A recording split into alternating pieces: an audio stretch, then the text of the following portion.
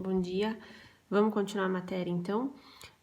Depois que a gente viu os modelos atômicos, a gente vai trabalhar um pouquinho sobre distribuição eletrônica.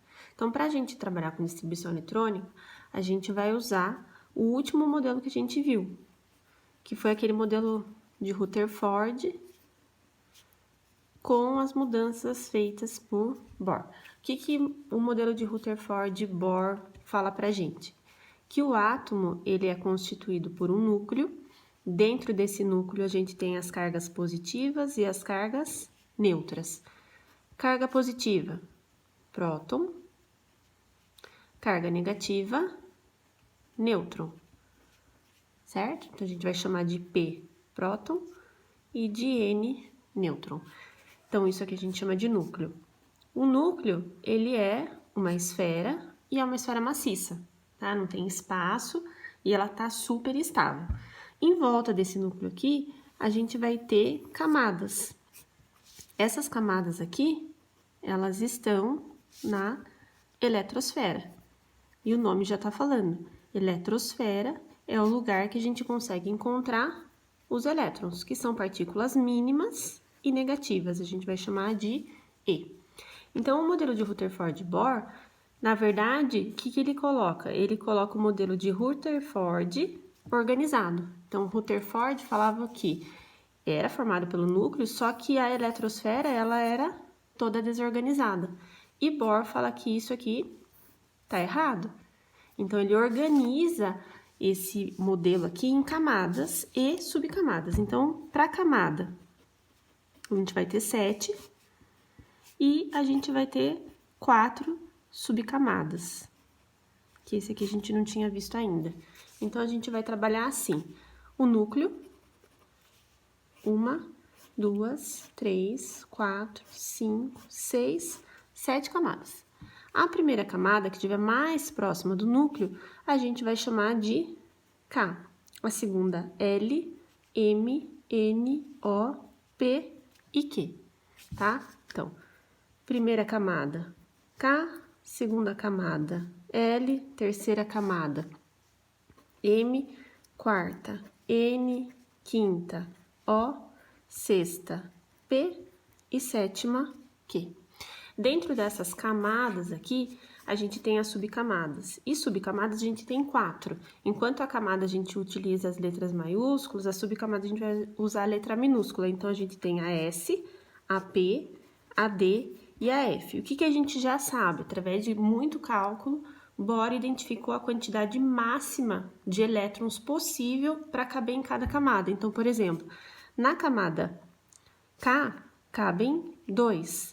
Na camada L, cabem 10. Na M, 18. E na N, 32. E depois a gente tem a repetição. 32, 18 e 10. Tá? Isso é a somatória.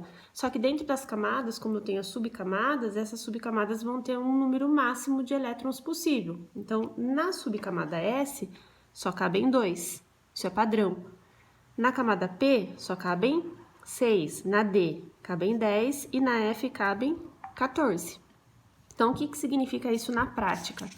Então, por exemplo, assim, aqui tá meu núcleo. Aqui eu tenho a primeira camada. Essa camada é a camada K. A camada K, ela só tem uma subcamada, que é a camada S. E que cabem quantos elétrons? 2. A minha segunda camada, o desenho não vai ficar muito bom, mas é a L. Na camada L, eu tenho 2 subcamadas. Eu tenho a S, que cabem 2, e eu tenho a próxima, que é a P, que cabem 6. Na terceira camada, agora não vai dar mais para desenhar grandão, eu tenho a M. Na M eu tenho a S, a P e a D. Então, eu tenho a S, tenho a P e tenho a D cabendo 10. Próxima, M, N, K, L, M, N. Na N eu tenho a S, tenho a P, tenho a D e eu vou ter a quarta subcamada agora, que é a F. Então, aqui cabem 2, na P cabem 6, na D cabem 10 e na F cabe 14. Com isso, a gente completou as subcamadas, né? Então, eu tinha 4, completei até 4. A partir da N, o que vai acontecer é uma repetição e diminuição. Então, na camada O, eu vou ter 4 de novo. S, P, D e F. Na próxima, então, S, cabendo 2. P6, D, 10 e F14. Na P, eu começo a diminuir. Ao invés de ter 4 subcamadas, eu vou ter 3. Então, eu tenho a S, a P e a D. E na Q, ao invés de ter 3, agora eu tenho 2. Tenho S e tenho a P. Essa representação aqui eu fiz em desenho, para vocês terem uma ideia do que se trata. Todos os átomos vão ter todas as camadas e todas as subcamadas? Não. Isso depende da quantidade de elétrons que ele tenha, né? Se ele tiver, por exemplo, 2 elétrons, ele só vai ter essa primeira aqui.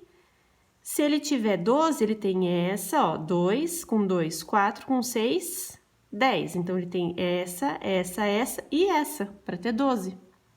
E assim por diante, a gente vai completando as camadas de acordo com o número de elétrons.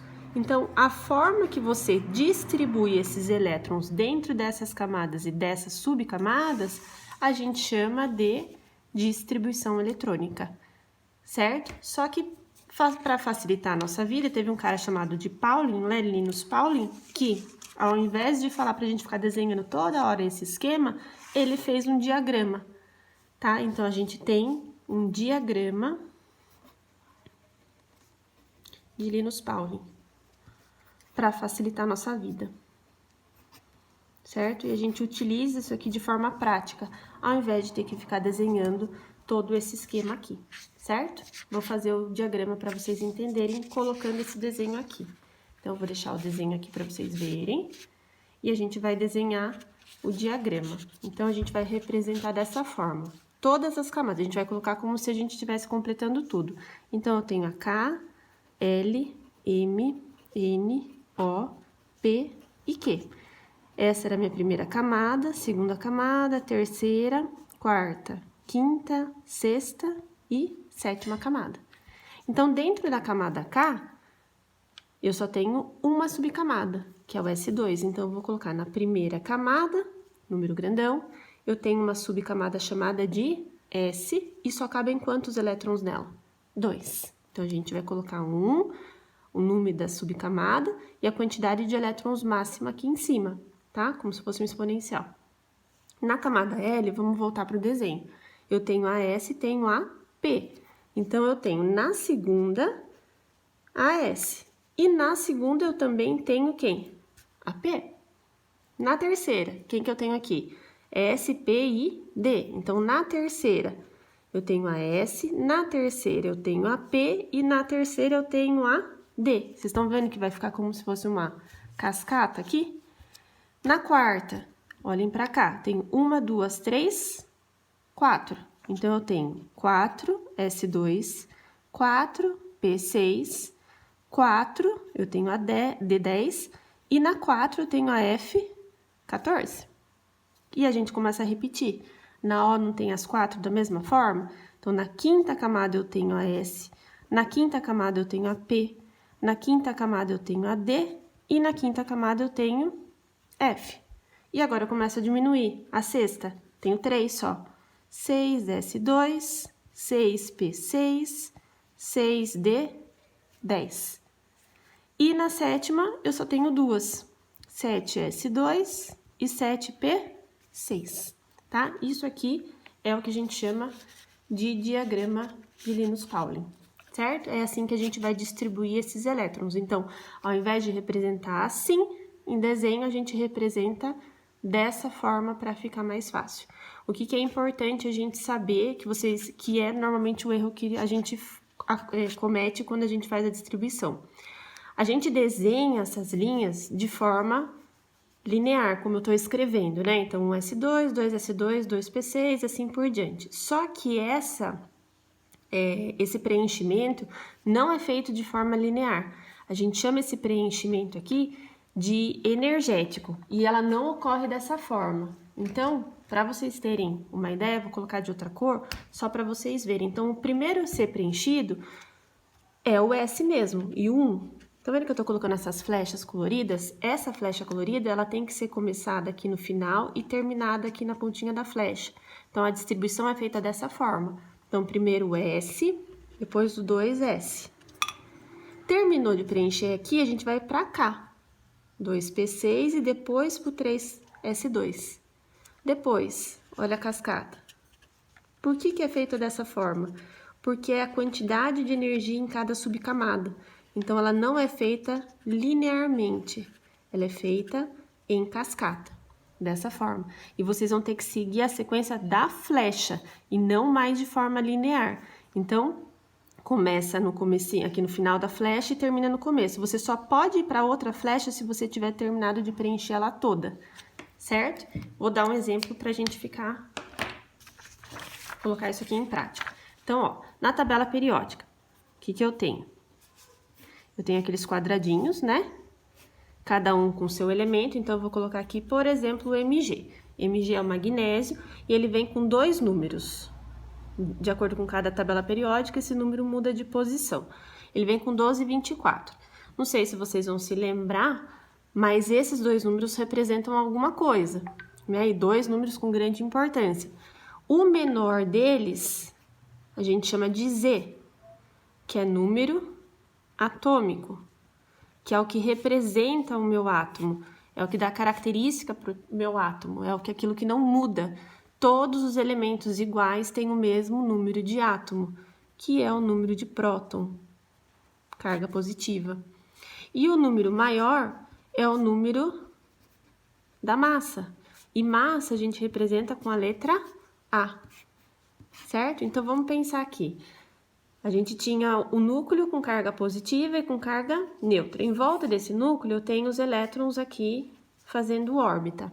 Os elétrons, eles são 1.800 vezes menor do que o próton ou do que o nêutron. A massa dele é muito pequena, então é desprezível. Então, eu posso dizer que a massa de um átomo, ela está concentrada onde? No núcleo. Então, eu posso dizer assim, que a massa, representada pela letra A, nada mais é do que a somatória do número de prótons mais a somatória do número de nêutrons, certo? Número de próton, eu também posso chamar de letra Z. Então, eu posso dizer que a massa é Z mais N. Essa formulazinha aqui é para a gente encontrar a massa e as partículas de modo geral. Então, nesse mesmo exemplo, eu sei que o Z é 12, a massa é 24. Então, eu consigo achar o N, certo? Z mais N tem que ser A. Então, 12 mais que número dá 24? Por coincidência, 12 também. Tá faltando aqui, eu tenho o número de próton, que é o P, que Z é a mesma coisa. Então, tenho carga positiva, tenho a carga neutra, tá faltando a carga o quê? Negativa. A carga negativa são os elétrons. E para que o meu átomo ele esteja estável, o número de carga positiva tem que ser igual ao número de carga negativa. Isso quando o meu átomo for neutro. Então, a gente vai pensar nesse primeiro momento que todos os átomos e todas as distribuições que a gente for fazer agora, todos os átomos estão neutros. Então, se o número de prótons é 12, o número de elétrons para esse exemplo também tem que ser 12, porque o número de carga positiva tem que ser igual ao número de carga negativa. Isso vai mudar mais para frente, tá? Por enquanto, a gente vai considerar todos eles neutros, porque não tem carga, tá certo? Por que eu tive que fazer tudo isso aqui? Porque o nome está falando distribuição eletrônica. Distribuição eletrônica é distribuição de elétrons. Na tabela periódica não vem o elétron, ele vem o Z e vem o A. Então, vocês vão precisar tirar o elétron da tabela periódica para poder fazer a distribuição. Então, aqui eu coloquei o magnésio, sabia que o Z dele era 12, sabia que ele era um átomo neutro, então se o número de prótons dele é 12, o número de elétrons é 12. Agora eu posso desenhar a distribuição dele, certo? Então, a distribuição, ela sempre vai ser feita com os elétrons, tá certo? E agora a gente vai pegar aquela cascata e a gente vai fazer a distribuição desse átomo aqui. Então, ó, Vamos colocar aqui, eu vou fazer com 12. E a gente vai seguir o desenho e a gente vai representando, ó. Então, vamos lá. Começo com a primeira flecha. 1, S, 2. Então, eu tenho que distribuir quanto? 12. 1, S, 2. Qual a próxima flecha? 2, S, 2. Quantos elétrons eu tenho por enquanto? Vocês vão somando esses numerozinhos aqui, ó. 2 mais 2, por enquanto eu tenho 4. Para a próxima flecha agora, ó, é essa aqui. Eu tenho que começar do final da minha flecha, então eu vou preencher primeiro quem? 2p6. Quanto de elétron eu tenho agora? Eu tinha 4 com 6, 10. Só que eu preciso distribuir 12. O que eu tenho que fazer? Seguir para a próxima, 3s2. Quando eu coloco 3s2, eu tinha 10 com 2, 12. Preenchi. E isso aqui é a distribuição eletrônica do magnésio. O que seria isso aqui na prática? Que o núcleo dele ia ter 12 cargas positivas, certo? Quantas cargas neutras que a gente viu aqui em cima? 12 também. Então, a gente teria que representar. A primeira camada dele seria o quê? Com 2 elétrons, a S. Na segunda camada, seria o S da segunda com quanto? Com 2. A subcamada 3 teria que ter quanto? 1, 2, 3, 4, 5, 6. E a próxima teria que ter quanto? 2. Vocês já pensaram que toda vez a gente tem que fazer esse desenho aqui? É muito mais fácil representar dessa forma. Então, a partir de agora, a gente só representa dessa forma. O que é importante vocês saberem? Vocês têm que seguir a flecha cascata de energia, que é essa. E vocês podem colocar esses números aqui de cima como sendo o máximo. Não necessariamente a gente tem que preencher até a quantidade. Então, por exemplo, se eu tivesse que preencher 11, aqui deu 12. Então, aqui eu vou ter que colocar que número? 1. Então, eu posso preencher até 2, eu posso preencher até 6, eu posso preencher até 10 ou até 14. Mais eu não posso, menos eu posso. Vamos fazer um outro exemplo aqui, ó. Minha folha tá ficando ruim aqui. Seguindo a mesma cascata.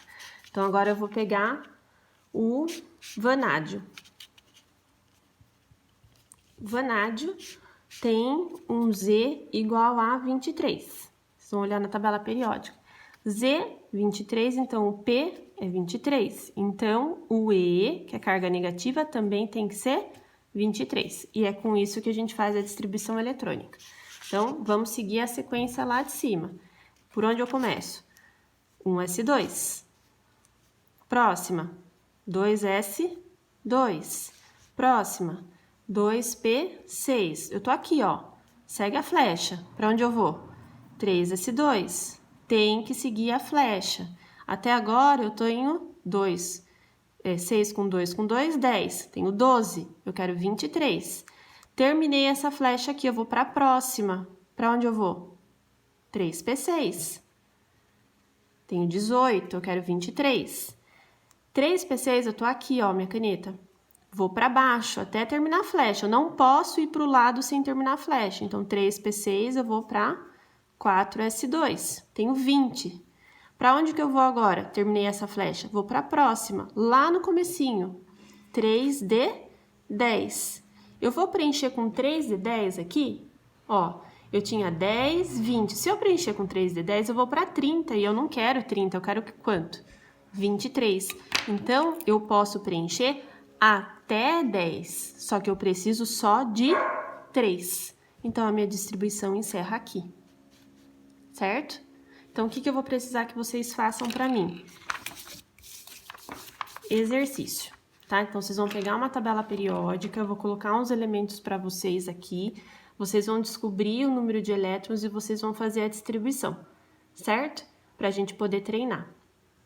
Então, eu vou mandar os exercícios para vocês à parte, tá bom? Vocês vão fazer e daí eu vou fazer uma correção para vocês amanhã e mando o vídeo corrigido, tá ok? Um beijo, gente, tchau!